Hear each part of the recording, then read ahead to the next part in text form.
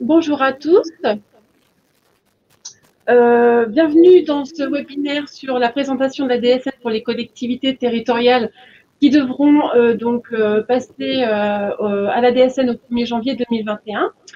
Je vais commencer par me présenter. Je suis Peggy Duvaux, membre du comité régional Net Entreprise de la région Aquitaine. Je suis en parallèle responsable du département relations clients au sein de la CEPAM des Landes. Le domaine d'intervention de la CEPAM pour la DSN touche en fait le signalement d'événements qui peuvent concerner vos salariés, que ce soit les arrêts maladie, les accidents du travail, la maladie professionnelle ou les congés maternité, paternité ou d'adoption. Et nous répondrons à vos éventuelles questions à la fin de ce webinaire. Je laisse la parole à ma collègue Anne Bordelane. Oui, bonjour, je suis Anne Bordelane. Donc, je suis membre du comité régional Aquitaine de notre entreprise. Je suis chargée de relations clients auprès des employeurs à la CEPAM des Landes. J'ai deux informations à vous donner. Dans chaque case primaire, il existe un interlocuteur qui vous est dédié afin de vous accompagner donc dans la DSN, les signalements d'événements. Pour toutes vos demandes, contactez le 36 79. Les téléconseillers sont à votre écoute pour répondre à vos questions ou vous orienter vers le bon service. On se retrouve tout à l'heure à la fin de la séance. Et mon autre collègue, Madame Zamani Dounia. Oui, bonjour. Donc, je co-anime avec Peggy le comité Net Entreprise Aquitaine. Et nous sommes très heureux tous, parce que je vais laisser rapidement la parole à Didier Kuhn qui représente le GIPMDS pour vous présenter donc ce webinaire. Et encore une fois, n'hésitez pas à nous poser toutes vos questions. C'est le bon moment. Il n'y a aucune mauvaise question. Donc, allez-y, lâchez-vous et très bon webinaire et à plus tard. Merci. Nous allons passer la parole à Didier, mais peut-être aussi avant vous informer que ce webinaire est aussi animé en partenariat avec les collègues de l'URSSAF, que je laisse se présenter. Merci. Alors, on a un petit problème technique avec l'applicatif. Donc, je suis Didier Kuhn du JPMDS. Vous me voyez avec la main devant le micro pour éviter le dégrésillement. Visiblement, on a eu quelques petits soucis. On a démarré en retard. Je tiens à vous demander de nous en excuser. On va faire cette présentation. Vous avez un onglet qui va vous permettre de poser des questions. Et effectivement, nous avons en ligne en ce moment avec nous Gaël Oberfeld de l'URSSAF, Catherine Cotron, Michael Fèvre et Marianne Soubois, qui sont tous les quatre de l'URSSAF, qui ont la possibilité de répondre à vos questions directement dans l'applicatif. Et de toute façon, vous aurez à la fin de cette présentation la possibilité de la voir en replay si vous avez un problème technique en cours de route, de la revoir un petit peu plus tard et surtout d'accéder aux informations du support. Et je vous informe aussi que nous relancerons ce type d'informations avec un module expertise qui est dans le courant de l'année 2021 de façon à vous accompagner. Donc, je vais couper la caméra pour gagner de la bande passante et que ça vous soit moins embêtant. Donc, n'hésitez pas. Donc, les questions, vous pouvez les poser directement. Il y a des collègues d'Aquitaine, de la région Aquitaine, qui peuvent y répondre. Et puis, si certaines restent sans réponse pendant la présentation, on aura la possibilité d'y répondre par après avec votre adresse mail. Alors, la déclaration sociale nominative, vous allez avoir trois grands chapitres, les généralités, le dispositif et comment garantir la réussite de l'entrée. Vous avez un petit sondage, on vous demande si vous connaissez la déclaration sociale nominative. Et il y en a une personne qui répond non et l'autre partiellement, donc je vous invite à pouvoir y répondre effectivement, n'hésitez pas. Et puis, je vais en ouvrir un second qui va vous demander à quel stade vous en êtes. Est-ce que vous devez rentrer en DSN maintenant au 1er janvier 2022 et si vous êtes au 1er janvier 2021, si on a besoin effectivement de vous apporter une aide supplémentaire. Alors, sur les généralités, la DSN, c'est pas arrivé par hasard, c'est issu de la loi du 22 mars 2012, donc on a appelé la loi Warsmann, qui s'appuie sur un principe simple qui est le dites-le-nous une fois, qui dit que quand une donnée a été fournie par une administration ou à un organisme de protection sociale, les autres doivent y avoir accès et ne plus le demander. Ça répond exactement à une simplification des démarches de l'entreprise, puisque à la suite des assises de la simplification qui ont eu lieu en 2011, est ressorti en tête pour 95% d'entre vous la trop grande complexité en termes de nombre d'interlocuteurs, de dates d'échéance et surtout de modalités déclaratives de la protection sociale. Donc il a été décidé de créer un flux de données unique issu de la paye, transmis de façon mensuelle, qui vous permettait de remplir ces obligations. Ça permettait de sécuriser les droits des agents, puisqu'on sait qu'à partir du moment où plus on multiplie les interventions humaines et plus le risque d'erreur ou d'anomalie se pose. Ça fiabilise les données sociales. Vous ne les transmettez plus qu'une seule fois. Donc effectivement, c'est cette donnée qui est rentrée et surtout, elle est issue de la paye, puisque l'optimisation des procédures fait que le flux déclaration sociale nominative est créé au moment où vous faites la paye. C'est le dernier acte de la paye. Ça a permis de généraliser la dématérialisation, effectivement d'avoir des échanges de documents qui sont beaucoup plus rapides, beaucoup de supports, beaucoup de déclarations qui vous demandaient de revenir sur des notions de salaire sur les 3 ou les 12 mois précédents, ou d'autres éléments particuliers. On ne vous les demande plus, puisque comme c'est déjà dans la déclaration sociale nominative, c'est le système qui va chercher l'information qui l'intéresse. Ça permet de lutter contre la fraude, et puis ça facilite l'évaluation. Vous n'avez pas de son, vous avez un son qui est tout pourri. Alors, on va passer autrement. Hop. Est-ce que si je passe comme ça, vous avez un son qui est meilleur? Là, si vous pouvez juste me répondre sur les questions, me dire si vous recevez les choses. Voilà. Bon, je suis désolé. C'est pas parfait. Excusez-moi, hein, j'avais pas vu les premières questions. J'aurais pu réagir beaucoup plus tôt, mais vous avez lu ce que j'étais en train de vous dire. Donc, bon, je suis content que ça soit plus agréable pour vous. C'est rien de pire que de suivre quelqu'un. Quand c'est un discours qui n'est pas très marrant et qu'en plus on l'entend mal, c'est absolument désagréable. Donc, j'en suis désolé. Sur le dispositif, bien sûr, c'est un dispositif qui est industriel et on a remplacé et on remplace 26 procédures. On a une trentaine d'organismes de protection sociale qui sont à l'arrière de ce système et plus de 330 organismes complémentaires qui sont concernés. C'est un outil incontournable des politiques publiques. Donc, vous avez pu voir effectivement que c'est le système de la déclaration sociale nominative qui avait permis de mettre en place le prélèvement à la source en 2019, qui permet de mettre en place la réforme des APL et d'avoir l'arrivée de nouveaux outils comme l'indicateur égalité femmes-hommes ou d'autres qui sont des évaluations justement de la situation des entreprises et des salaires dans les entreprises. C'est un projet commun. C'est un projet commun qui a été bâti par le groupement d'intérêt public Modernisation des déclarations sociales, donc dans lequel je travaille, qui est un groupement d'intérêt public, donc qui n'a pas d'obligation de bénéfice. Ça n'est pas non plus une administration. C'est un groupement d'intérêt public. On a un projet. Ce projet, on le finance avec les cotisations que versent les organismes de protection sociale. Je fais juste une petite interruption pour ceux qui auraient encore des problèmes avec le son ou la vidéo. Je vous invite à regarder dans la barre de votre navigateur. Vous avez un petit cadenas et vérifier si le son est actif ou pas, parce qu'il est possible qu'il soit filtré par un système de sécurité de votre entreprise ou de votre organisation. On a organisé beaucoup d'ateliers de travail avec les éditeurs, avec bien évidemment les auto-éditeurs, mais aussi avec vos représentants, enfin les représentants des déclarants de la fonction publique, que sont la Direction générale de l'administration et de la fonction publique, la DGAFP, la DGOS pour la fonction publique hospitalière, et puis la Direction générale des collectivités locales et la DGFIP pour ce qui était des payes de l'État. Et on avance avec des instances qui se sont réunies régulièrement de façon à bien cadrer le projet et à voir qu'il correspondait à ce qui était mis en place avec la CNRACL, le RAF et l'IRCANTEC qui sont derrière l'intermédiation de la Caisse de dépôt et consignation qui est votre interlocuteur pour les déclarations sociales, la DGFIP pour le prélèvement à la source et puis les fédérations des organismes complémentaires. On vous a mis sur ce petit schéma les étapes pour le bon départ. Il faut déterminer les SIRET. Il y a une notion qui est absolument indispensable, c'est que la déclaration sociale nominative se fait à la base du SIRET.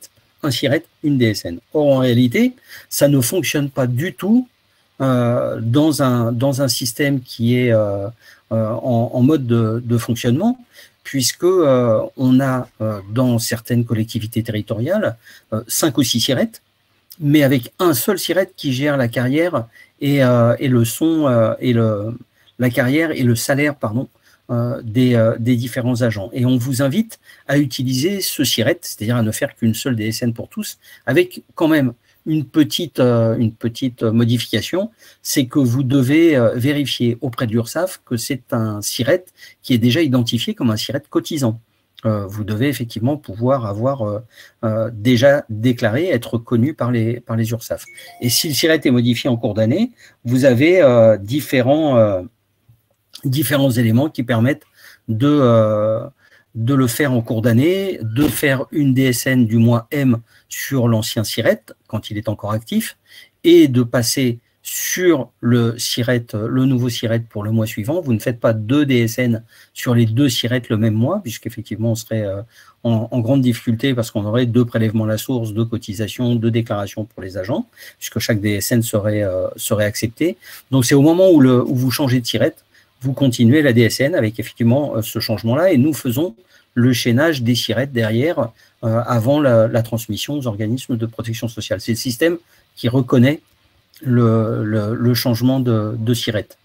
L'autre élément important, ce sont les NIR, les numéros de sécurité sociale. On vous demande effectivement de vérifier les numéros de sécurité sociale de vos salariés, de vos agents. On a besoin de 99% de NIR certifiés de façon à ce que les droits soient correctement affectés. Et puis, on vous propose des outils, DSN VAL et DSN FPOC.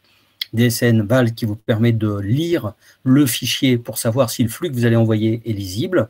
Et le second, DSN FPOC, qui vous permet de paramétrer effectivement tous ceux qui sont, tous les contrats spécifiques et de les injecter à l'intérieur de votre logiciel de paye avec un système de paramétrage qui le fait tout seul.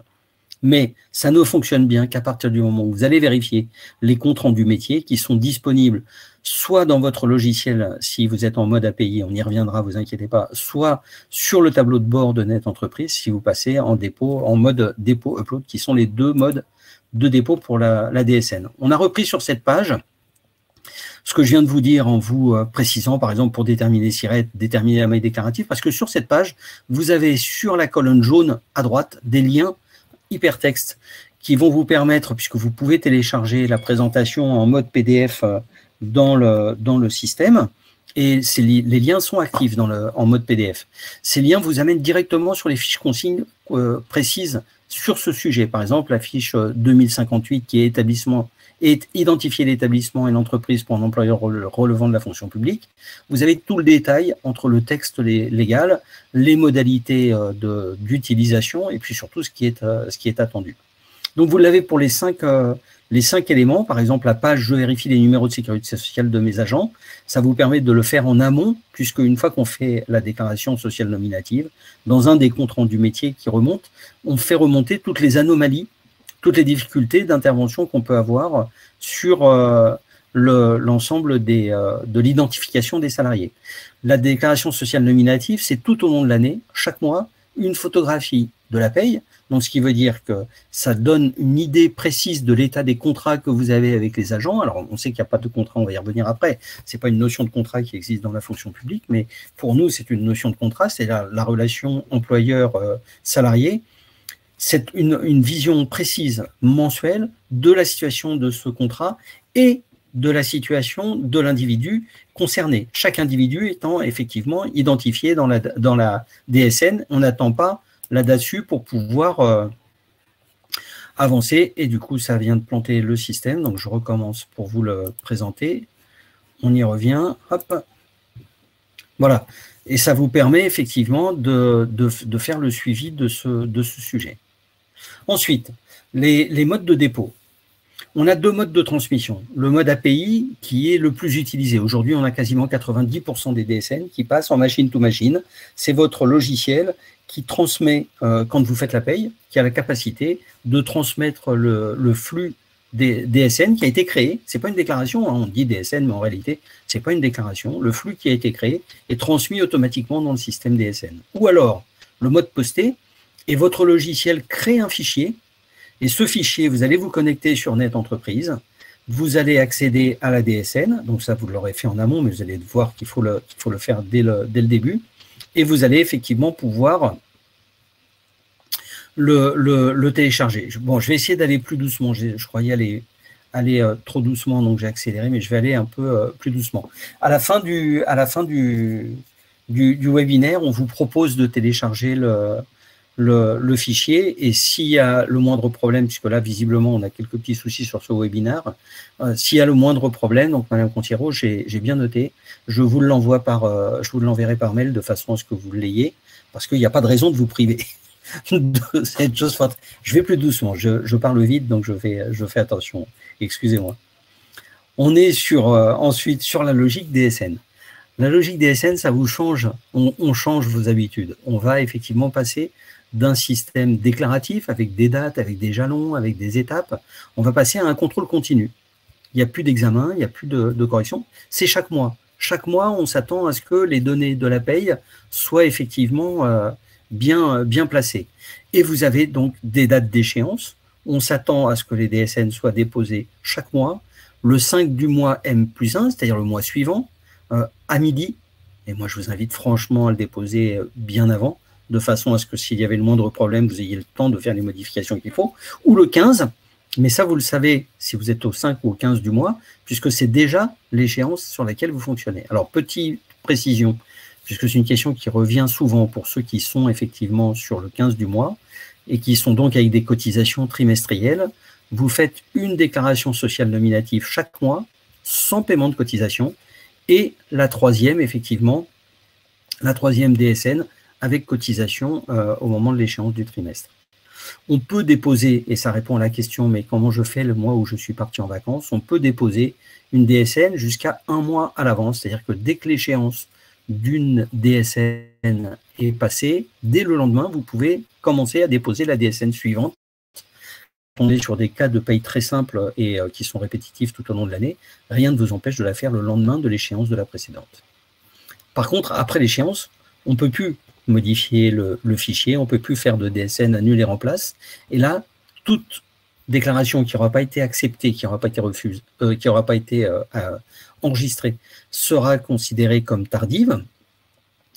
Et on a de la possibilité, effectivement, d'avoir quelques difficultés, puisque des pénalités peuvent être mises en place pour cette absence de déclaration. Par contre, si vous avez bien déposé votre DSN, mais qu'elle comporte une erreur ou une anomalie, vous en rendez compte même avant que les comptes rendus métiers vous le signalent, il faut savoir que les corrections peuvent être portées sur la DSN du mois suivant. Le système, il est tout au continu, tout au long de l'année, chaque mois, et vous pouvez, par exemple au mois de juin, porter une correction qui affecte le mois de janvier. Il suffit simplement de préciser quelle est la période de correction. Et de la même façon, si vous corrigez une anomalie qui touche plusieurs DSN, vous faites autant de modifications que autant que le nombre de DSN dans lesquels l'anomalie était présente. C'est-à-dire, si l'anomalie porte sur 3 mois, vous faites 3 blocs de correction, 3 blocs correctifs, une par DSN concerné. Une fois que le dépôt a été effectué, vous avez un certificat de conformité qui vous relève de l'obligation déclarative. Alors, Madame Magnan, très mauvaise nouvelle pour vous. On est effectivement obligé de démarrer au 1er janvier. Il n'y a pas d'autre choix. On a besoin de le faire pour la bonne et simple raison, c'est que la DSN emporte le prélèvement à la source et que le prélèvement à la source est mensuel et que donc vous devez effectivement avoir une DSN tous les mois. Oui, la petite commune. Alors, vous avez la possibilité effectivement de passer au 1er janvier 2021, même si vous étiez obligé, même si vous étiez dans l'obligation de rentrer au 1er janvier 2022, si vous êtes prête, vous pouvez le faire. Donc, en résumé, la DSN, c'est une déclaration mensuelle qui porte sur un mois principal déclaré. Vous allez voir souvent cette notion de MPD apparaître à l'intérieur des différentes fiches techniques et des différents éléments. Le dépôt peut être effectué manuellement depuis le tableau de bord DSN en mode upload ou transmis directement depuis votre logiciel de paye avec l'application DSN, machine to machine. Il est possible de déposer une DSN jusqu'à sa déchéance à midi, mais le fait que ce soit possible, je répète, je ne vous le conseille pas, parce que la pression qui vous tombe dessus quand vous recevez un compte-rendu qui vous dit « mais non, votre DSN n'est pas valide, on ne peut pas la lire » et que vous êtes 5 minutes ou 10 minutes avant l'heure d'échéance, c'est-à-dire à midi, le jour de l'échéance, le stress est immense, autant se l'épargner. Quand vous faites une DSN, Madame Chavanet, il n'y a plus de passereau et c'est vraiment dangereux. Si vous faites un pass et un passereau, vous aurez 2 prélèvements à la source. En cas d'erreur et selon le type d'anomalie, vous avez des contrôles de format. On est capable de savoir, par exemple, si vous déclarez un total de salaire de 50 000 euros ou de 100 000 euros et que vous avez 2 salariés, on va se douter que c'est compliqué d'avoir 2 salariés payés chacun 50 000 euros. À l'inverse, si vous avez 8 000 agents dans votre système de paye et que vous déclarez 12 000 euros de revenus, pareil, on va avoir un petit souci, on a un contrôle de cohérence qui peut se mettre en place. Il y a des contrôles bloquants. On attend par exemple des chiffres dans une partie de la DSN et on lit des lettres et à ce moment-là, on refuse la DSN. Un autre contrôle bloquant, on a un risque que le fichier soit corrompu, il y a une micro-coupure électrique lors de la transmission, il y a un petit problème de version. On ne prend pas le risque d'accepter une DSN qui peut être potentiellement dangereuse et surtout injuste, et donc on la refuse. Et puis à côté, vous avez aussi des contrôles non bloquants. Et à ce moment-là, la DSN est acceptée, mais on vous fait des retours sur ces anomalies. Alors, si c'est avant l'échéance, bah, vous pourrez faire une DSN annulée en place, c'est-à-dire vous referez une DSN avec les éléments correctifs dedans et ça va écraser la précédente. Ou alors, si c'est après l'échéance, vous devrez faire les blocs correctifs de façon à ce que dans la DSN suivante, vous ayez les bons éléments qui seront déposés. Le flux est envoyé aux différents partenaires à la date d'échéance, plus 3 jours pour ceux qui sont derrière la caisse de dépôt et consignation, dans le 8 et le 18. Et la consultation du tableau de bord vous permet de savoir où vous en êtes. Attention, les éléments qui sont dans le tableau de bord sont conservés 3 mois. Vous devez archiver les éléments au fur et à mesure si vous avez besoin d'y revenir. Oui, la liste des partenaires est disponible sur le site DSN Info. Et pour les dates de passage à la DSN, c'est dans le petit... hop, on va revenir dessus. Dans le petit tableau. Non, il n'est pas sur cette présentation-là. Excusez-moi, hein, je ne veux pas vous mettre le mal de mer à faire passer trop vite les diapositives. Non, on n'a pas le... Si, le voilà. Vous avez sur cette diapositive 13 la liste de ceux qui sont concernés par les dates d'entrée 1er janvier 2021 ou 2022. Il y a très très forte chance, si vous êtes censé rentrer au 1er janvier 2021, que vous ayez été déjà contacté par l'URSSAF, puisque nos collègues de l'URSSAF ont fait la recherche sur tous ceux qui étaient attendus au 1er janvier 2021, et sauf une erreur ou deux peut-être, toujours possible, tout le monde aurait dû être contacté. Et autre élément, Madame Ray, le niveau pour savoir si vous devez rentrer au 1er janvier 2020 ou 2021, que ce soit au niveau des agents ou que ce soit au niveau de la taille ou du type d'établissement public que vous êtes, que vous représentez, c'est au niveau du SIRAN et pas au niveau du SIRET. Donc si dans une commune, vous avez un SIRAN qui englobe le CCAS, même si le CCAS n'a que 5 employés, le CCAS ayant un SIRET issu du même SIRAN qui, lui, doit rentrer au 1er janvier 2021, il devra rentrer au 1er janvier 2021.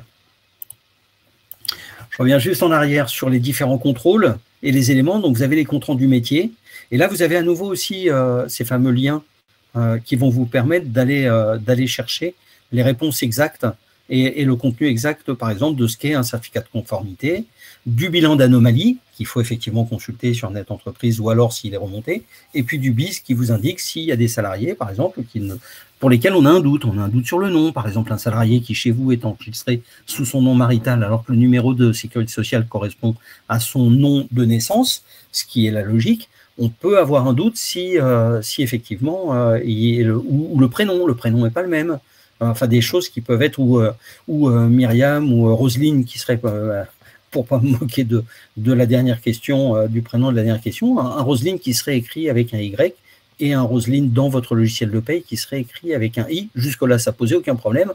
Dans le cadre de la DSN, on a besoin d'avoir une certitude que la personne ou l'agent que vous voyez est effectivement mis en place.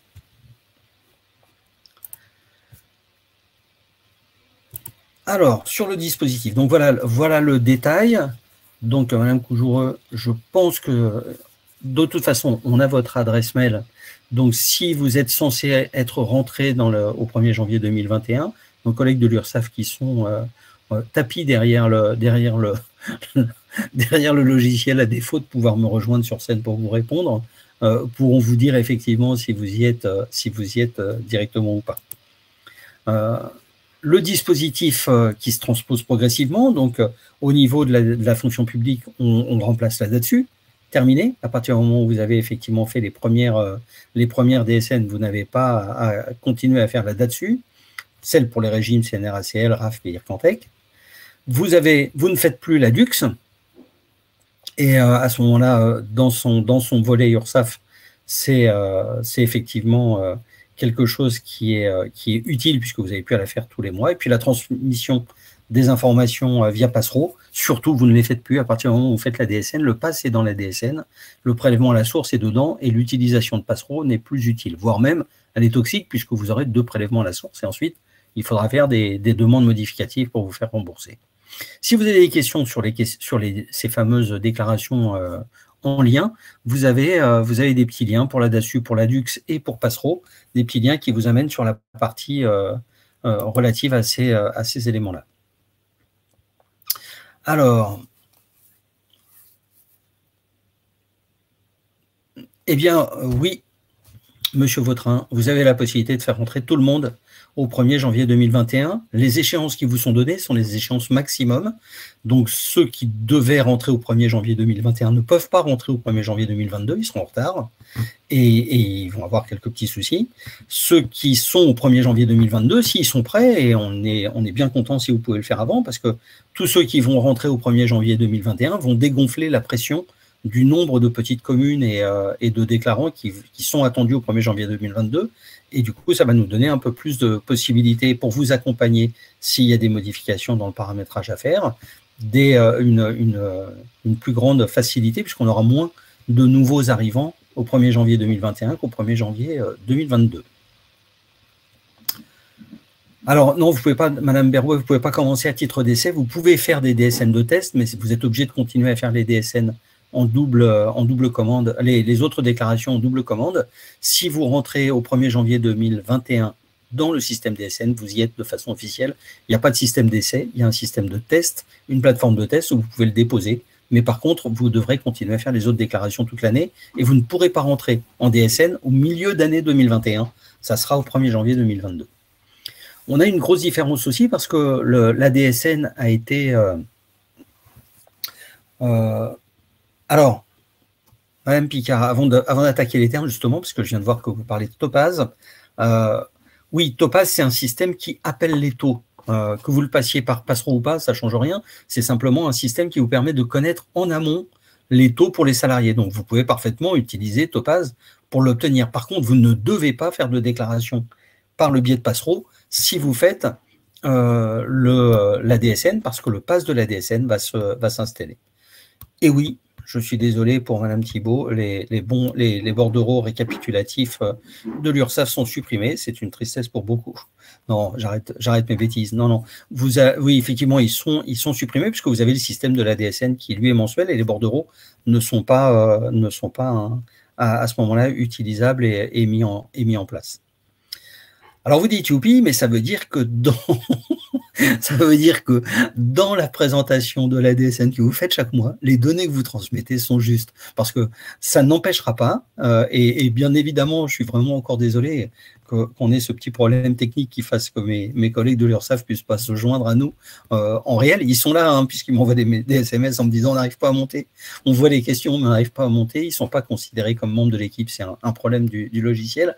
Mais ne vous inquiétez pas, les agents de l'URSSAF, pas les contrôleurs, je dis bien les agents, les gens avec qui vous êtes en contact, qui vous aident, qui peuvent vous conseiller, qui ne sont pas seulement là pour vérifier que ce que vous faites est bien, seront toujours présents et sont toujours disponibles pour vous aider, pour vous renseigner, pour vous donner les éléments. Hein. Donc, il n'y a pas de choses qui se mettent en place.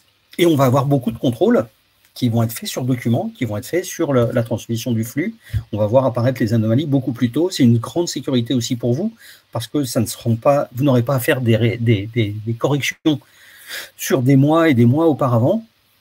au maximum, les corrections sont apportées dans un délai de 2 mois, puisque toutes les anomalies sont identifiées immédiatement. Alors, dans la fonction publique, on a certaines données qui sont complètement différentes de ce qu'on faisait dans le régime général. On s'est posé la question de recréer une nouvelle DSN pour la fonction publique, et puis non, on s'est dit qu'en accord avec vos représentants, avec les éditeurs, on s'est dit qu'on allait plutôt utiliser des noms qui étaient les mêmes.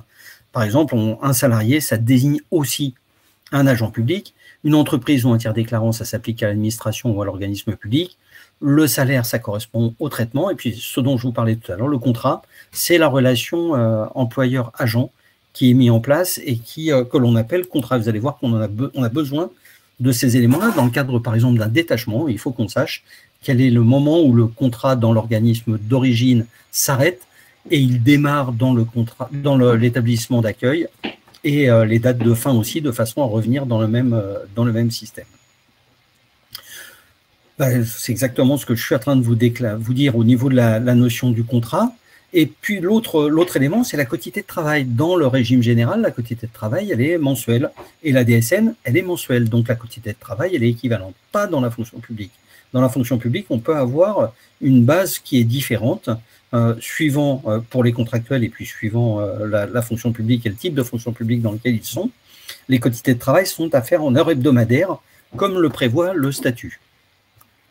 Autre élément particulier, la gestion des détachements. Donc je disais, le fonctionnaire reste lié à ces deux établissements, l'établissement employeur d'origine et puis l'établissement d'accueil dans lequel il est détaché. La DSN, elle répond à 2 grands principes. Les modalités déclaratives diffèrent. On ne peut pas avoir à l'identique 2 établissements qui salarient un même agent. Par contre, les 2 établissements doivent déclarer le fonctionnaire, ne serait-ce que pour les ouvertures de droits, le suivi des droits et tout ce qui est relatif au statut du fonctionnaire. Mais un seul, bien évidemment, paye les cotisations. On a une seule cotisation et il faut définir celui qui paye. Et généralement, en fonction du type de détachement et de la fonction publique, généralement, c'est l'établissement d'accueil, mais pas forcément. Et puis, dans le cadre d'un détachement, dans l'établissement d'origine, on déclare une suspension du contrat avec un code, donc c'est le S21G0065, qui est une autre suspension de l'exécution du contrat. Pour plus d'éléments, vous avez effectivement la fiche 2055 et la fiche 2342 qui sont très précises sur ce sujet et qui vont vous permettre d'y répondre. Sur le lancement, on va passer rapidement. 180 000 agents sont déjà en DSN, on a plus de 1000 employés de fonction publique territoriale depuis le 1er janvier 2019, donc, et rentré au 1er janvier 2020, on a plus de 500 000 agents qui étaient embarqués. On est aujourd'hui effectivement à 680 000 en fonction de tous les types de contrats. On a mis en place des phases pilotes, dont je vous en parlais tout à l'heure, les phases pilotes qui vous permettent de tester le système DSN en cours de route, de voir si le paramétrage que vous avez pris était le bon, si vous êtes effectivement bien mis en place. On a à ce moment-là un pilote qui est fait sur une norme. Alors, aujourd'hui, on est en 2020, la norme était 2020, mais depuis le mois de septembre, on peut tester avec la norme 2021, et puis pareil, en 2021, on sera sur la norme 2021, à partir de septembre, on pourra tester avec la norme 2022. Les normes sont millésimées parce qu'elles intègrent un cahier technique, elles sont un cahier technique qui lui donne l'état de l'art exact de ce qui est attendu à l'intérieur de la déclaration sociale nominative. Vous avez accès à la page du pilote. Donc ceux qui sont rentrés en pilote, effectivement, sont en phase de test, ils ne sont pas du tout en phase réelle. Donc si vous intégrez un pilote ou si vous voulez faire du test, vous êtes obligé de continuer à faire les déclarations en double commande, les autres déclarations, comme je vous le disais tout à l'heure. Alors, comment on garantit? Ça, c'est ce que nous, on a fait, c'est-à-dire la communication progressive, où on s'est appuyé effectivement sur tous les partenaires et tous ceux qui étaient dans le système. On a un accompagnement qui est adapté. Donc, pour tous les employeurs, vous avez DSN Info et le portail du JPMDS qui est, entre guillemets, la Bible de la déclaration sociale nominative, puisque c'est nous qui la poussons et techniquement qui la fabriquons. Vous avez les sites internet des régimes, la CNSL, l'IRCANTEC et la RAFP, et puis on envoie des emailings, on fait des enquêtes. Vous avez des éléments qui sont, comme par exemple les petits sondages qui vont être utilisés derrière pour savoir exactement qui nous avons pu toucher dans ce système. Pour ceux qui sont dans la phase pilote, bon, ce n'est pas le cas, puisque vous êtes avec nous, on a des DSN Info pour le portail, des emailing, des flashs, des lettres d'information pour les employeurs, et puis du décryptage, et puis des actions de terrain. Pour les employeurs qui sont dans alors ce qu'on a appelé les fenêtres, c'est-à-dire les dates d'entrée 2020, 2021, 2022, et bien là, par exemple, nous avons une session à distance d'information, mais il y a aussi les actions de terrain. Dès que la crise sanitaire nous permettra de revenir en physique, on va à vos côtés, bien évidemment. On sera très heureux d'être... Merci, Contiero. On sera bien content de revenir vous voir. Oui, je reprends mon souffle. Ça veut dire que je suis en train de devenir incompréhensible. Et puis, les centres de gestion, qui sont... C'est juste que je voulais laisser un peu de temps pour répondre à des questions après, et en restant dans les délais d'1 heure. C'est pour ça que j'accélérais. Eh bien, dans le petit tableau, Madame Malénon, vous avez dans le petit tableau qui était auparavant, j'y reviens. Hop. Voilà, hop, et ben, comme par hasard, je suis allé trop vite. Une commune de moins de 100 agents, elle doit rentrer au 1er janvier 2022. Oui, si c'est le CIRAN qui a moins de 100 agents. Parce que si vous êtes dans le cadre d'une intercommunalité ou d'un syndicat mixte ou autre chose, et que la commune qui a les moins de 100 agents n'est qu'un SIRET, et que vous dépendez d'un CIRAN qui est à plus de 100 agents, vous devez rentrer au 1er janvier 2021. Donc oui, si vous êtes effectivement le CIRAN à 100 agents, 1er janvier 2022, vous pouvez souffler, vous venez de gagner quelques mois de répit. Mais en même temps, vous savez, c'est pas... dans l'entrée en DSN, c'est pas parce qu'on est en retard qu'il est trop tard. Et... merci Madame Decou, et effectivement, oui, on peut anticiper en démarrant dès le 1er janvier 2021 si on est prêt. Bon, des acteurs importants aussi dans le travail qui est mené sur l'entrée de la fonction publique en DSN, ce sont les centres de gestion et le Centre national de la formation de la fonction publique territoriale, qui sont deux acteurs qui sont vraiment à vos côtés pour vous aider à faire cette migration, en plus des organismes de protection sociale qui sont représentés dans le comité régional qui organise cette réunion aujourd'hui. Alors, sur les outils qui sont mis à votre disposition, on a une base de connaissances, et la base de connaissances, elle vous permet effectivement d'accéder à l'ensemble des éléments. C'est vraiment la Bible, tout est dedans. Mais comme la Bible, vous imaginez que si vous n'avez pas un point d'entrée, ça devient extrêmement compliqué. Donc là, dans DSN Info, vous avez la possibilité de rentrer par une porte qui est organisme public administration, qui va vous emmener sur un terrain dans lequel ne sont présents que les fiches consignes qui s'adressent à votre particularité. Ça n'est pas l'ensemble des éléments, vous avez juste ce qui peut se faire. Par contre, quand vous rentrez sur cette base, on a la possibilité, et je vous invite à le faire, de créer un espace personnel.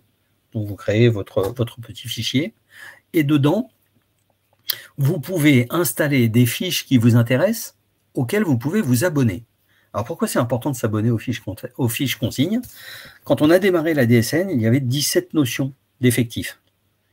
Quand on regarde aujourd'hui dans la DSN, il n'y a plus que 2 notions d'effectifs. Si vous avez gardé par devers vous la fiche consigne sur les notions d'effectifs, vous avez besoin d'un renseignement, parce que vous dites, tiens, je voudrais savoir comment on peut calculer tel type d'effectif, eh bien, vous êtes avec une information qui n'est plus bonne. Si vous êtes abonné à la fiche d'information sur la notion d'effectif, vous avez un mail qui arrive dans votre boîte mail, puisque tous les mois, on vous demande de certifier votre boîte mail pour Net Entreprise. On peut vous envoyer un message qui vous dit, attention, les notions d'effectifs pour lesquelles vous aviez interrogé la base viennent de changer. Prenez connaissance des changements.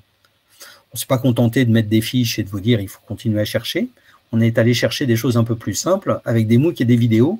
et qui sont des outils d'e-learning, mais des outils d'e-learning qui sont à disposition de cas très particuliers. C'est-à-dire que vous avez des cas de paye ou des cas concrets de paye qui vous sont proposés. Donc, comment déclarer un salarié détaché, comment rattacher un salarié en fin de détachement, enfin, qu'est-ce qu'on appelle une vacation et qu'est-ce que je fais d'une vacation qui est sur une quotité de travail inférieure à la quotité de travail habituelle du poste. Tous ces éléments-là, vous les avez à l'intérieur de mini-clips et de MOOC qui sont accessibles vers les liens que vous trouvez effectivement sur cette page. On a en plus un guide de démarrage spécifique pour la fonction publique, là, donc vous allez effectivement y aller directement. Oui, Madame Lexteriac, vous avez effectivement raison, c'est le même que pour Net Entreprise, c'est sur Net Entreprise, donc vous avez effectivement, vous êtes en avance, vous avez déjà votre espace personnel. On a le lexique parce que je vous ai donné les notions les plus simples, hein, l'agent, le salarié, le contrat, la relation employeur. Il y a d'autres liens qui sont à faire ensemble et vous pouvez effectivement y accéder directement par cet outil. On n'est pas les seuls. Effectivement, c'est un outil qui est, la DSN, c'est un projet qui est construit et vous avez à ce moment-là les sites du CNRACL, du RAFP et de l'IRCANTEC qui sont accessibles sur les liens. Alors, on vous a mis les liens qui vous emmènent directement dans la partie déclaration DSN, c'est pas la peine qu'on vous fasse fouiller un peu plus. Dans ces 3 sites, vous avez une rubrique spécifique DSN, des actualités régulières, des supports, une série de questions-réponses à FAQ.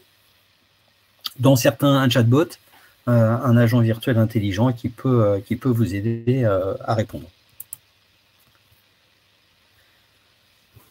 Ensuite, on a le suivi des opérations sur les pilotes, c'est intéressant à voir, mais bon, vous avez surtout la liste des éditeurs embarqués, Berger-Levrault, XAE, Cyril Group, Cosolus, Sopra, GFI, JVS, et puis la ville de Nantes, l'agglomération de Nantes qui est auto-éditeur. Vous avez des communautés d'agglo ou autres qui ont créé eux-mêmes leur logiciel de paye et du coup qui sont dans les pilotes et qui viennent faire des tests. On a un suivi quantitatif. On a effectivement, on a ainsi pu déterminer les cas usuels, les cas de paye que l'on ne connaissait pas exactement. Je reviendrai sur Madame Coujoureux pour vous répondre sur les signalements arrêt maladie. Le suivi qualitatif des tendances, donc les arrêts de travail corrects, mais pas de cadre de régularisation déclaré. Enfin, on a identifié toute une série de cas spécifiques. On a travaillé avec des pilotes. Donc là, par exemple, on a, Madame Zamani va vous répondre même, on a le cas du centre de gestion 45 qui fait la paye pour 48 collectivités, qui a un service paye de 4 agents, 1500 agents au niveau de la DSN et qui utilise le logiciel Icarus. Nous avons décrit ce qu'il y avait effectivement mis en place, la préparation, donc la participation au pilote dès l'été 2019. Alors, c'est un centre de gestion qui fait de la paye pour d'autres, hein, c'est pas un déclarant pour lui tout seul. Donc, 6 mois de préparation, c'est effectivement la période quand on est tiers déclarant, ce qu'on appelle tiers déclarant, c'est-à-dire qu'on fait la paye pour d'autres. C'est un temps moyen, puisque pour se mettre soi-même, on pense qu'il faut à peu près 2 mois. Pour commencer à intégrer les autres, c'est effectivement un petit peu plus long. Et puis après, il faut qu'on mette en place des nouvelles procédures qui permettent de récupérer les éléments tous les mois et non plus à des périodes qui sont différentes juste avant les déclarations, puisque les déclarations n'existent plus. Pardon. Et puis, ils ont été vraiment aidés par leur éditeur qui leur a mis une procédure de prise en main du logiciel qui finalement, c'est pour eux avéré très simple. Les difficultés qu'ils ont rencontrées, qu'ils ont surmontées, c'est le nouveau fonctionnement à appréhender. Je vous dis effectivement, on n'est pas dans un système habituel, c'est une nouvelle façon de faire les déclarations puisque c'est dans le cadre de la paye et qu'on a une phase de configuration qui prend du temps. Elle est nécessaire parce que cette phase de configuration, ça vous permet d'avoir une DSN saine dès le début. Et puis, après, l'intérêt du participer au pilote, en réalité, c'est parce qu'il y a un accompagnement beaucoup plus proche, beaucoup plus poussé de l'éditeur, puisque c'est lui qui valide la présence de ces gens de ces sirettes ou de ces sirens à l'intérieur de son système de pilotage, puisque lui, il doit mettre à disposition le logiciel. Alors, sur la façon de faire et sur les différentes étapes, les différents chantiers, il y avait une question un peu plus tôt qui disait, oui, mais est-ce qu'on ne doit pas... est-ce que même si on veut rentrer en 2021, on n'est pas en retard? On est en retard si on n'a rien préparé, bien sûr. Ce que je vous disais, c'est que vous pouvez rentrer au 1er janvier 2021 à partir du moment où vous êtes prêt et où vous vous sentez en capacité de le faire, et surtout que vous avez commencé à paramétrer, vous avez commencé à travailler. Et d'ailleurs, un bon moyen de savoir si vous pouvez être prêt, c'est de remplir les 2 slides qui vont suivre sur le système. Alors, vous avez effectivement... Il faut identifier un chef de projet, il faut identifier un porteur de projet ou un sponsor, quand on le met. Il faut aussi surtout impliquer la direction de système d'information parce que la DSN, ça devient un outil qui va impacter beaucoup de services à l'intérieur du mode de fonctionnement de l'établissement public ou de la collectivité territoriale. On doit définir le niveau de maille déclarative approprié. Je vous disais, effectivement, il faut savoir, généralement, c'est celui qui gère la paye des salariés qui paye, et la carrière et la paye des salariés. On doit identifier les types de population, fiabiliser les données identifiantes, le SIRET et le NIR. C'est ce qui, dans certains cas, prend le plus de temps. Alors c'est simple, soit c'est très long parce que ça n'a jamais été fait avant, et ça doit être très précis, soit par contre c'est d'une facilité déconcertante parce que c'est un mode de fonctionnement que vous aviez déjà. Et que ce soit le SIRET, que ce soit les données, que ce soit les NIR, depuis déjà des années, sans qu'on vous le demande, sans que ce soit obligatoire, vous étiez sur des données extrêmement fiables et vérifiées très régulièrement. Donc c'est pas une difficulté. Pour le déploiement technique, il faut qu'il y ait un accrochage entre les logiciels RH et paye. Ce n'est pas toujours le cas. Et en plus, ça oblige à jumeler 2 droits, le droit social et le droit du travail, qui ne sont pas les mêmes. Et quelquefois, l'un prend la main sur l'autre, alors que jusque-là, quand vous étiez avec différentes déclarations, différents éléments, la paye et les ressources humaines étant gérées de façon différente et n'étant pas mensualisées, mais étant annualisées, c'était un autre mode de fonctionnement. Puis après, il faut se poser la question de passer en API ou pas. Est-ce que votre logiciel envoie directement ou est-ce que vous continuez à faire un système de fichiers? On a quelques points de vigilance. Il faut bien vérifier que vous êtes avec une faible diversité de population, parce que si elle est importante, c'est compliqué, c'est plus compliqué. Vous devez adopter les principes et la temporalité de la DSN, et c'est pas simple. On passe pas pour pardon. On ne passe pas sans effort d'un système déclaratif à un système annuel. On doit adopter le projet et ses impacts organisationnels. Ça change pas mal de choses, ça change la façon de faire, mais ça ne veut pas dire faire moins, ça veut dire faire autrement. Et on doit réfléchir à la possibilité de conserver, ou si on y est déjà, ou de passer en mode API, c'est-à-dire de passer en déploiement. Les différents chantiers, l'accompagnement au changement, c'est le plus dur. C'est le plus dur parce que on est avec un système d'acculturation. Il faut oublier la façon dont on fonctionnait avant pour pouvoir s'adapter à la nouvelle, parce que si vous essayez d'adapter la nouvelle à ce que vous faisiez jusque-là, ça va être encore plus difficile. C'est vraiment complexe. Et en réalité, c'est différent, mais on est en bonne ligne. On vous propose de suivre la formation qui peut être dispensée par l'éditeur, et je vois passer les questions et les messages sur les difficultés avec les éditeurs. Alors si on n'y répond pas aujourd'hui, on reviendra vers vous juste derrière, ne vous inquiétez pas. Il ne faut pas qu'on reste sur des situations bloquées. Et puis vous devez obligatoirement communiquer auprès des agents sur le fait que les éléments de paye vont être dématérialisés. C'est le RGPD et la CNIL qui oblige à avoir une information personnelle de tous vos salariés sur le fait qu'on va passer sur cette mode dématérialisée. Et d'ailleurs, depuis juillet 2019, le bulletin de paye n'est plus obligatoirement imprimé. Ce genre de petites questions-là, effectivement, ça risque de vous être posé. 99% des employeurs continuent à imprimer le bulletin de paye et à le remettre tous les mois aux salariés. Ce n'est plus une obligation. La mise en conformité et la qualité des données, alors ça c'est le sujet qui est le plus difficile à rendre crédible maintenant, au départ, mais c'est celui qui est le plus impactant pour la suite. C'est-à-dire que si les données sont dès le début bien cadrées, bien connues, bien certifiées, derrière, le nombre d'anomalies que vous aurez va être divisé par autant que vous avez mis de temps et d'énergie à faire une fiabilisation et une mise en conformité au préalable. Dans la façon de faire, on vous invite à transmettre la DSN le plus tôt possible, à vous mettre en conditions réelles, c'est-à-dire avec des payes et des dépôts mois par mois, et puis à prendre en compte les retours et les améliorations, c'est-à-dire de consulter tous les mois les comptes rendus métiers pour savoir comment ça se met en place. Pour les entrées en production, on vous demande de mettre en place, en œuvre, ce qui a été décidé pendant le pilote, mais maintenant, vous n'êtes pas obligé de passer par la phase pilote et votre éditeur connaît bien les modalités d'entrée en production d'un DSN. Et on vous invite à passer sur la plateforme de production, à ce moment-là, effectivement, d'entrer en DSN au 1er janvier, et vous êtes passé dans le nouveau système. Donc pour l'établissement, c'est clair, hein, il faut mobiliser l'équipe dirigeante, ça se fait pas, vous ne pouvez pas le faire tout seul. Il faut intégrer la DSN dans la roadmap de votre système d'information. Et puis, il faut vous attacher à la qualité des données qui est le vecteur de simplification le plus important quand il est mis en compte. Le centre de gestion nous a donné en retour les enseignements. Ils ont eu un gain de temps et une simplification parce que toutes les déclarations, elles se font qu'en une fois. Et on peut même aller plus loin puisqu'il n'y a plus de déclaration puisque c'est à la fin de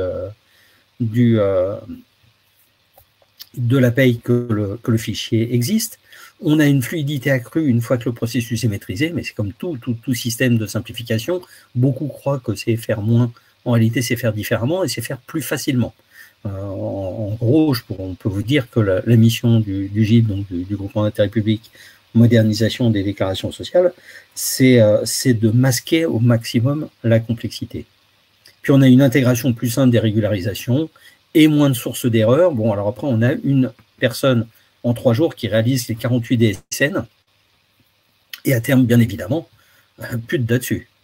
Les axes d'amélioration qui, à ce moment-là, ont été demandés, donc ça date un peu, le centre de gestion du Loiret est rentré en 2019, en cours 2019 dans le pilote et fait la DSN depuis le 1er janvier 2020 en réel.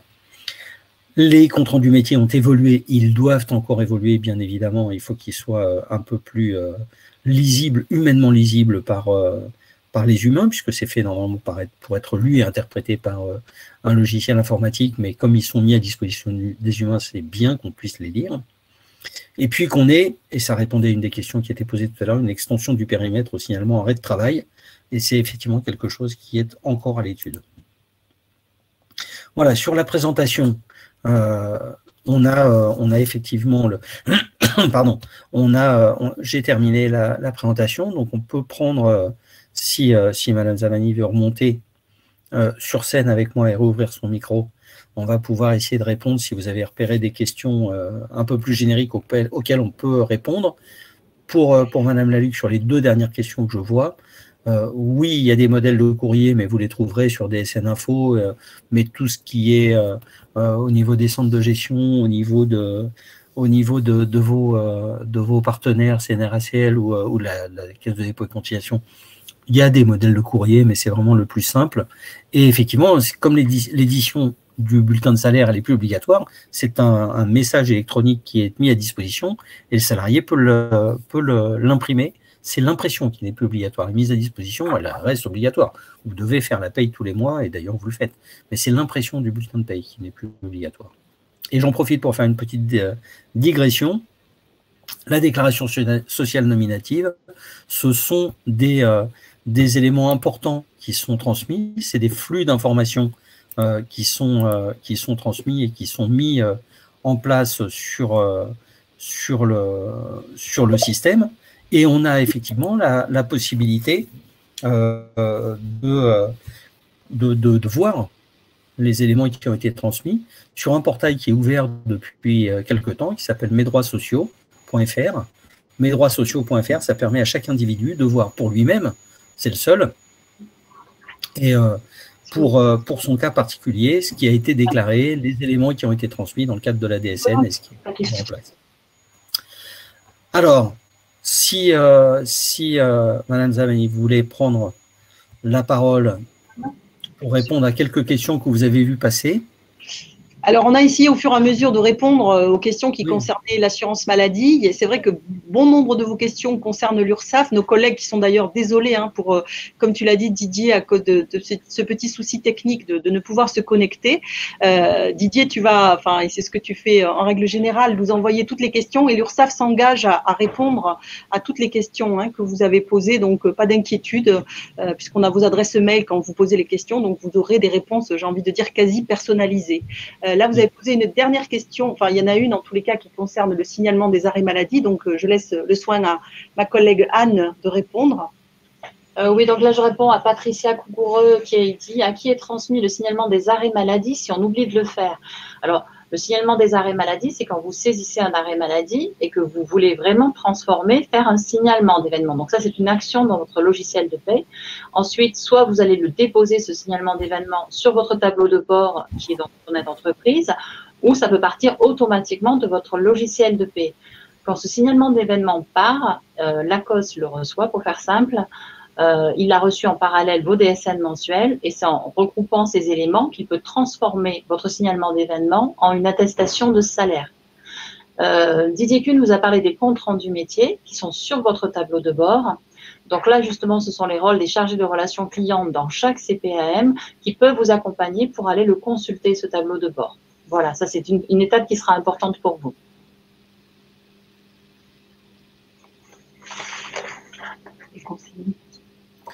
Alors, il y a la question de Madame Maury à laquelle vous pouvez répondre aussi, sur le fait de savoir si la DSN prévoit la déclaration pour le paiement. Il y a un élément, avant que vous portiez la réponse, il y a un élément que je souhaite partager avec vous.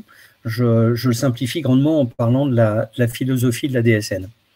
La philosophie de la DSN, c'est ce qui vous permet d'imaginer logiquement ce qui devrait se mettre en place. Et la philosophie de la DSN, c'est d'enregistrer chaque mois, pour chaque personne, les cas particuliers arrivés pendant ce mois-là.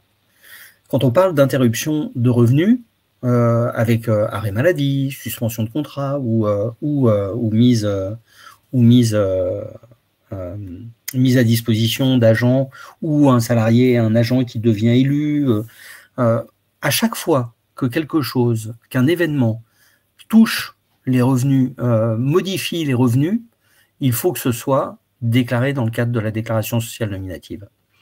Si vous prenez en compte les arrêts maladie le mois suivant de leur arrêt et qu'il y a effectivement un maintien des revenus, l'obligation déclarative elle peut être transférée au moment où la diminution ou la suspension de revenus, alors le cas de l'arrêt maladie, c'est pas le bon puisque ça doit être fait dans un délai limite, dans un délai qui n'excède pas 5 jours, pour les contractuels de droit public, de droit privé et pour le système, les systèmes très particuliers pour le moment, pas encore pour les agents.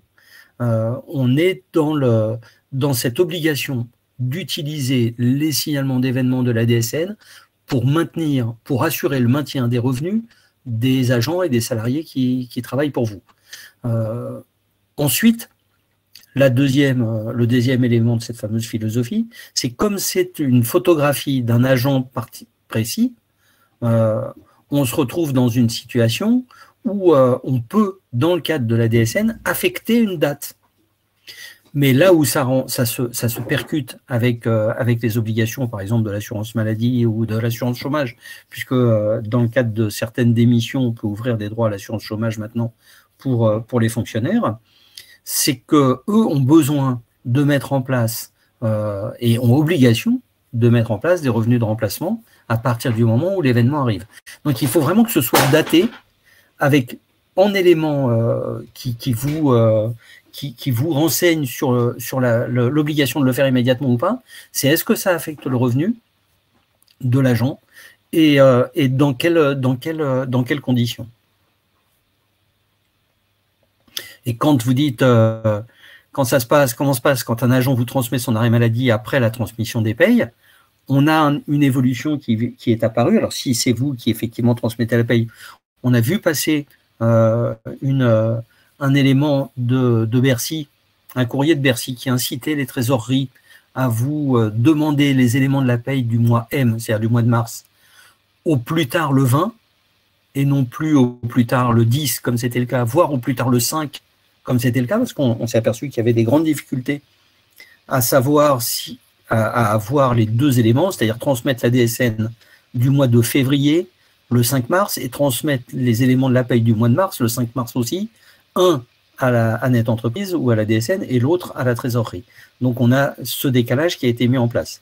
Maintenant, l'obligation qui est faite à votre agent, c'est de vous fournir l'arrêt de maladie dans les 48 heures, mais ça, je pense que mes collègues de l'assurance maladie pourront vous en dire plus. Il y a des obligations, il y a le fait que la télé, le système de télétransmission entre le médecin et l'assurance maladie fonctionne très bien aussi. La seule différence, c'est que l'indemnisation démarre à partir du moment où l'enregistrement est fait par l'assurance maladie. Pas l'enregistrement de l'arrêt envoyé par le médecin, qui lui est dans le circuit médical, mais l'enregistrement de l'événement qui a été transmis par vous-même. Mais j'ai déjà trop dit de choses à la place de mes collègues, donc je les laisse répondre sur ce sujet précis. Oui, donc Anne Bordelane, je reprends la parole par rapport à une personne qui a posé une question à partir du 1er janvier, donc concernant la subrogation. Alors, pour que vous compreniez, quand vous allez démarrer en DSN mensuel, pour pouvoir faire des signalements d'événements, on a besoin d'un minimum d'historique, c'est-à-dire d'avoir reçu vos DSN mensuels, c'est-à-dire les salaires de vos salariés sur plusieurs mois. Donc, pour un arrêt maladie, si c'est un nouvel embauché, il n'y a pas cette notion-là. Donc, vous avez un nouvel embauché en janvier, vous êtes en DSN mensuel, vous pouvez d'ores et déjà faire un signalement d'événement. Pour tous les salariés qui sont déjà chez vous et qui ont un arrêt maladie, il faudra attendre le mois d'avril pour pouvoir nous faire des signalements d'événements, puisque nous, on va avoir besoin des salaires de janvier, février et mars.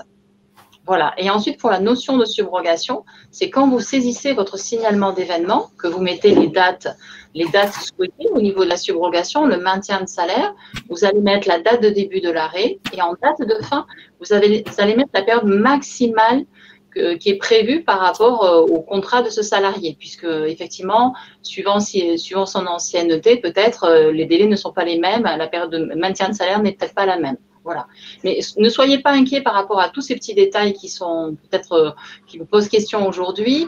Pensez surtout à appeler le 3679 dès que vous voudrez démarrer en signalement d'événements. Et dans chaque caisse primaire, il y a vraiment un interlocuteur qui vous est dédié. On les appelle les CIS informatiques, les conseillers informatiques services, et qui sont là pour répondre à vos questions. Donc, quand vous appelez, le téléconseiller pourra très bien laisser un message à l'un de ses contacts et revenir vers vous.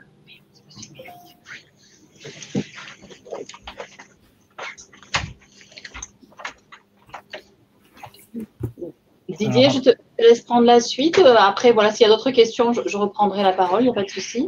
Oui, là, je pense qu'on est… Alors, il y a les nouvelles questions, vous avez raison de les poser au fur et à mesure.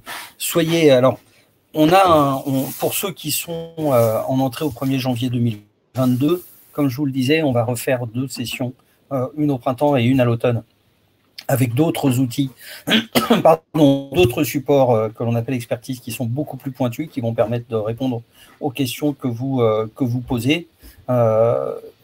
Madame Datas, mes collègues vont vous répondre, de l'assurance maladie vont vous répondre.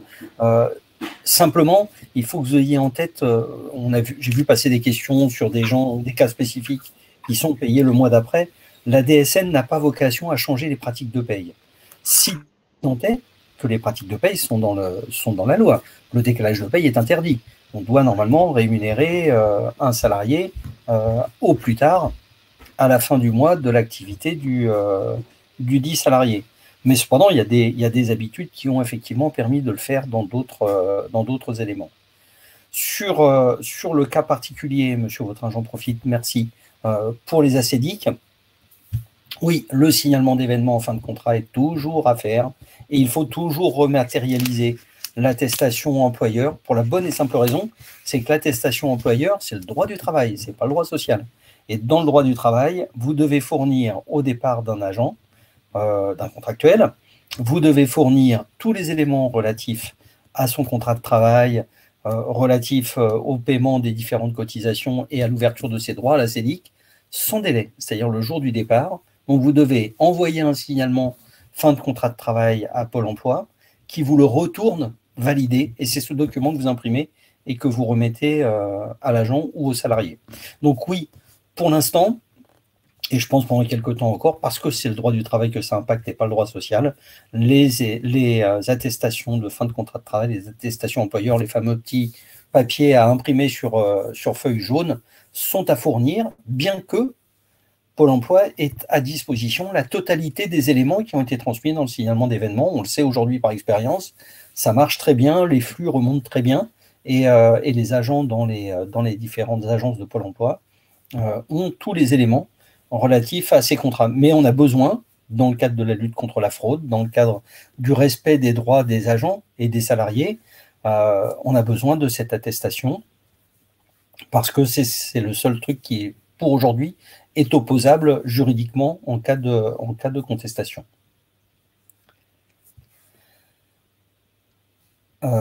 Oui, Madame Esserly, vous êtes déjà dans la liste, vous avez été enregistré, désormais vous êtes fiché. Mais bien sûr, vous serez invité aux prochaines réunions de façon à ce que vous puissiez. Alors, vous allez voir sur Net Entreprise, je vous invite à aller sur Net Entreprise à partir du mois de janvier. Vous aurez un petit onglet en région, et quand vous cliquerez sur ce petit onglet, ça vous emmènera sur une page sur laquelle on aura effectivement tous les éléments qui sont relatifs à ce qui se passe en région, que ce soit des webinars de ce type-là, que ce soit des réunions spécifiques.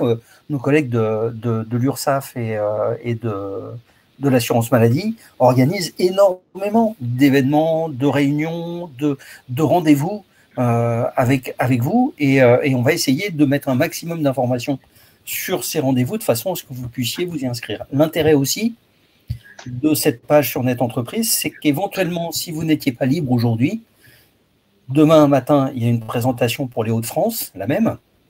Vous auriez pu assister à la présentation des Hauts-de-France, mais vous n'auriez pas eu les contacts locaux, les contacts de la région, et le lien, si vous avez des questions et si vous avez des choses qui nécessitent une prise de contact ultérieure, ne serait pas fait dans les mêmes conditions et de façon aussi facile. Et pour Madame Mondo, pour les agents qui sont payés en M-1, c'est une bonne colle, sachant que pour la sphère fiscale, qui est la DGFiP, en l'occurrence pour le PASS, le moment où ça doit être déclaré, c'est le moment où l'argent change de poche. Donc, sur un salarié qui est payé en M-1, ça veut dire qu'il est payé avant que l'activité soit faite. Ça veut dire que vous devez le déclarer dans la DSN du mois de paye et pas du mois d'activité, puisque c'est le reflet de la paye et pas le reflet de l'activité qui est demandé dans la DSN. Si vous rentrez au 1er janvier 2021, oui, votre première DSN sera à faire en février, puisque vous faites, Madame Porche, vous faites la DSN en mois M+1, c'est-à-dire celle de janvier le 5 ou le 15 février, celle de février le 5 ou le 15 mars, et ainsi de suite. Je ne vous fais pas l'insulte de vous redonner la totalité de l'année, bien que ça m'aurait fait bien rigoler, mais je ne voudrais pas que vous le preniez mal. Oui, c'est donc bien à faire le mois suivant. La déclaration, elle est à poster avant l'échéance de M+1. Didier, je te propose de prendre le relais. Oui, merci. Comme ça, je tousse, donc je vais pouvoir boire un peu. Un petit peu, de respirer. Donc là, je réponds à Maxime Delevoye. Donc, c'est-à-dire que du 1er janvier au 31 mars, il n'y a pas de signalement. Effectivement, si vous démarrez en DSN mensuel au 1er janvier, vous ne pourrez pas faire de signalement avant les arrêts du mois d'avril. Par contre, on est d'accord que ça ne change pas. Vous devez bien déclarer pour un arrêt de travail, faire une attestation de salaire. Donc là, vous allez continuer à utiliser Net Entreprise pour ces salariés-là. D'accord ? Ensuite, je réponds à Amélie Datas. Nous ne devons plus faire d'attestation de salaire en cas de subrogation d'arrêt maladie. Ce qu'il faut comprendre, c'est que le signalement d'événement va remplacer l'attestation de salaire. Et c'est sur ce signalement d'événement que vous noterez les dates de subrogation. Donc, pour les mois de janvier, février, mars, pour faire simple, vous faites une attestation de salaire sur Net Entreprise et vous indiquez les dates de subrogation. Et ensuite, pour ceux qui démarreront en mois d'avril, pour ces arrêts-là, vous ferez le signalement d'événement sur lequel vous noterez donc les dates. Je regarde si j'ai d'autres questions auxquelles je peux répondre. Alors, juste en précision aussi, puisqu'on est toujours dans le système de philosophie qui m'est cher, ne faites rien en double commande. Parce que j'ai vu passer une question à laquelle tu viens de répondre, dans laquelle est-ce qu'on continue les attestations.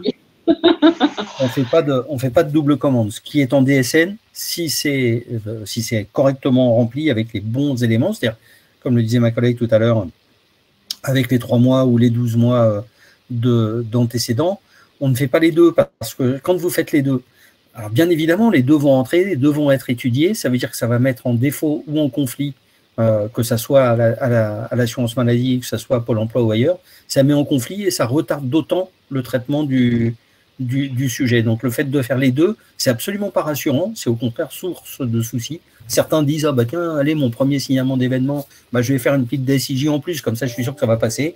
Bah non, ça va pas passer et ça crée des soucis en plus.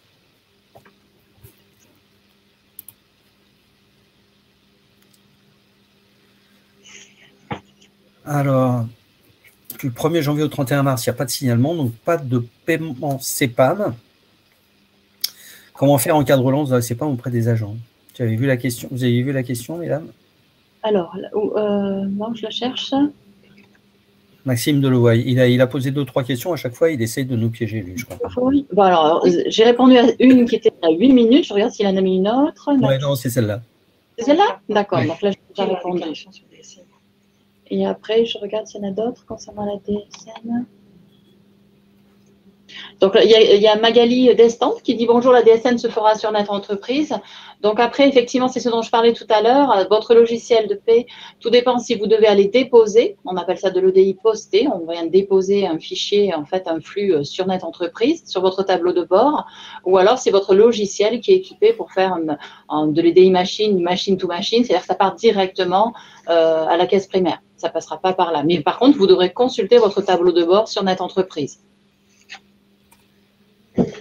Alors, je vois Laurence Maury qui dit qu'elle doit nous laisser et qu'elle redemande le numéro de téléphone de la CPAM. Donc, en fait, voilà, je vois qu'une personne a gentiment répondu, Christine Messerti.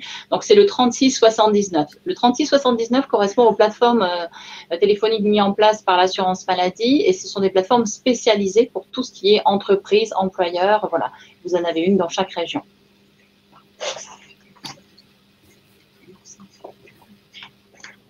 Et du coup, j'en profite peut-être pour redonner aussi le numéro de mes collègues de l'URSSAF, puisque pour les contacter, vous appelez le 39 57. Oui, c'est vraiment absolument important que vous gardiez en tête que la dématérialisation ne concerne que les déclarations, ça ne concerne pas les agents avec qui vous êtes déjà en lien. Les personnes avec qui vous parlez de l'assurance maladie ou de l'URSSAF restent toujours là et toujours disponibles pour vous accompagner. C'est pas... on n'efface pas ça comme ça. Effectivement, c'est une autre façon de faire, c'est une autre méthode pour le faire, mais on reste très attaché à ce qui est ce lien humain qui existe et à ce que vous n'ayez pas l'impression de vous retrouver tout seul ou toute seule en face de ces nouveautés. Il n'est pas question que vous soyez mis en danger par cette évolution. C'est pour ça qu'on essaie de vous accompagner au plus près, qu'on se tient à votre disposition. N'hésitez pas à venir vers l'URSSAF, à venir vers les conseillers informatiques services de l'assurance maladie, vos contacts auprès de Pôle emploi, des CARSAT, pour les contractuels de droit privé. On reste vraiment à votre disposition. On va répondre, on va ressortir toutes les questions. Alors, ça va être intéressant parce que on a fait autant de présentations que de régions, donc on fait 22 présentations en tout. On collecte toutes les questions qui ont été posées, y compris celles auxquelles on a répondu pendant et on va refaire un FAQ des questions spécifiques de ces éléments. Et moi, l'assurance que je peux prendre au nom du GIP, c'est qu'on va utiliser les questions que vous nous posez pour essayer de faire une présentation adaptée la prochaine fois qui tienne compte des questions que ça induit. Et bien, Madame Mazot, voilà, on va faire une foire aux questions. Et c'est exactement ce que j'étais en train de proposer. On va les faire au niveau national parce que je suppose qu'il y a des sujets qui vont vous apparaître une fois qu'on va avoir raccroché. Vous allez dire, mais pourquoi je n'ai pas demandé ça? Si ça a déjà été demandé, on le fera. Et en plus, on reste en possibilité de recevoir vos questions auprès de nos collègues locaux dans les différents organismes de protection sociale. Alors, comme on vous a dit, dans le petit nuage qui apparaît en haut à droite, en dessous de la flèche, à gauche de questions, pour télécharger le support.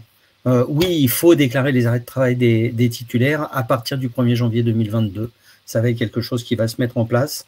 Il faut que vous ayez en tête le fait que la déclaration sociale nominative va permettre de collecter toutes les données relatives aux individus, donc quel que soit leur statut, de leur premier jour d'activité jusqu'au jour de leur décès, de façon à s'assurer que leurs droits sont correctement versés et qu'ils sont effectivement on a déjà l'exemple avec certaines le RSA et certains calculs de ce type-là, que beaucoup de choses qui n'étaient pas demandées parce que les gens ne savaient pas qu'ils y avaient le droit sont aujourd'hui corrigées par le fait que la DSN enregistre la totalité des revenus des personnes d'un foyer et du coup vous offre la possibilité d'être beaucoup plus réactif dans les demandes. Pour ce qui est de SILAE et des CUI, on vous fera une réponse, Monsieur Meunier, à côté. Je sais pas du tout de quoi il s'agit spécialement, donc on fera un élément. Je vais voir, on va étudier la question, on va essayer d'y répondre le plus justement possible. Je vais laisser mes collègues clore cette session, puisque on a passé 1h15 pour une promesse qui était d'une session d'1 heure pour 1h30 de réservée. Vous aurez encore beaucoup de questions, il faut que vous sachiez qu'on est à votre disposition pour y répondre. Voilà, donc si vous voulez clore le... D'accord. Merci Didier, merci 1000 fois à toi pour cette présentation très claire, comme d'habitude. On a vraiment cette aide précieuse du GIP-MDS qui est vraiment appréciable au niveau des comités régionaux. Comme vous l'a expliqué Didier, donc il y a de nouveaux rendez-vous qui vont être programmés, donc on vous attend toujours aussi nombreux. Et encore, voilà, nos collègues de l'URSSAF étaient vraiment là à nos côtés. Et comme je vous l'ai dit, ils répondront à toutes vos questions. Donc c'est vraiment un binôme qui est là pour vous répondre. Et puis on espère que tout va bien se passer. On est même sûr que tout va bien se passer. On sera à vos côtés. Donc, et très bonne fête de fin d'année aussi, puisque c'est l'occasion quand même de se le dire. Merci.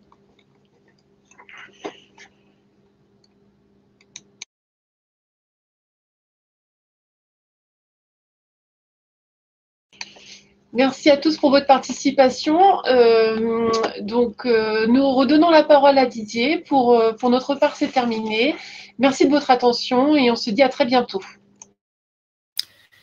Eh bien, je vous remercie à tous. Encore désolé pour mes collègues de l'URSSAF qui étaient entre les SMS et la tentative de réponse. On n'a pas réussi, pour des raisons de sécurité, visiblement, je pense, à créer en lien ces éléments-là.